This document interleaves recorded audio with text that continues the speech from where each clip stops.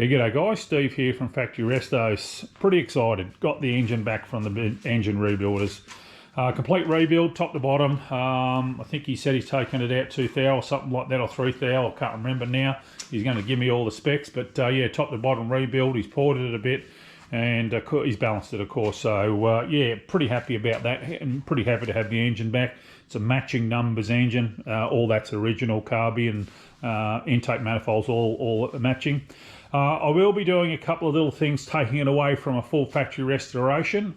I want the car to look like a factory restoration at first glance. But at this stage, there's going to be probably 2 things that I'm going to change, and that is mainly to do with the engine. I can't bring myself to bolt these old cast iron manifolds back on, so I'll be putting some headers of some description on there. Once you glance in the bonnet, look under the bonnet, you know, the headers are underneath, so you're probably not too concerned about that looking not original. The second thing is the intake manifold. So my engine rebuilder suggested I go with an Edelbrock, and he supplied an Edelbrock, but it's a square bore intake, so it doesn't fit the Quadrajets, which are a spread bore.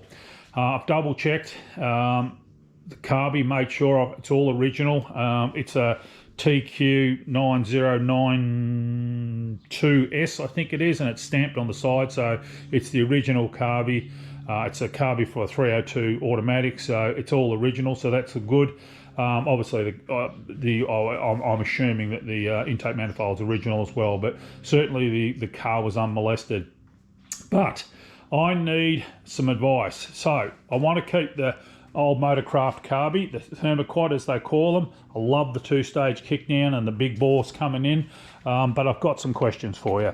So we're keeping that carby, so that's a spread bore carby, and but I don't know what this plate does, and in none of the workshop manuals or anything like that I haven't seen this plate, but it came sort of with the car, and I thought, is that something that someone's added on for gas? Or so my first question is, do I need that? What is that? So there you can see the 34 and the 57mm bore. It's not a 78mm bore or 85mm bore or whatever they said. So first question, do I need that plate? Second question, is there any thing to be gained by replacing the stock intake manifold with an Edelbrock or a ProFlow or something like that? Seems like Redline are the only mob that make a spread bore intake manifold anyway. The Edelbrock won't fit. The ProFlow is a square bore, so I'd probably have to go to the Redline. The consensus is that there's not a huge improvement, and they're basically just a rough copy of what these are. These are a dual plane intake, so yeah, there's not a lot of difference between the stock one and the Edelbrock's, ProFlows and those sorts of guys. So do I replace it? Because I prefer to keep the original, but there's a third question, and that is these 302s came with 2 different styles of intake manifolds. The first style had the 34mm hole and the 57mm hole, I think it is, as 2 separate holes. I'll drop an image in, but this one's got the newer style, which has got the chamfered edges, and people have told me that these aren't a very good intake manifold, and they do actually inhibit performance. So there's my third question: do I source a older style intake manifold with the separate holes, or do I stick with this one? Is there any real difference between the two? So yeah, if you can help me with those questions. Number 1, what's that plate do? Number 2, do I put a Performer intake manifold on it, like a Redline Series 1 or something like that? And number 3, do I change this to the different style of intake manifold? If anyone can provide me with any information on that, I'd really be appreciative.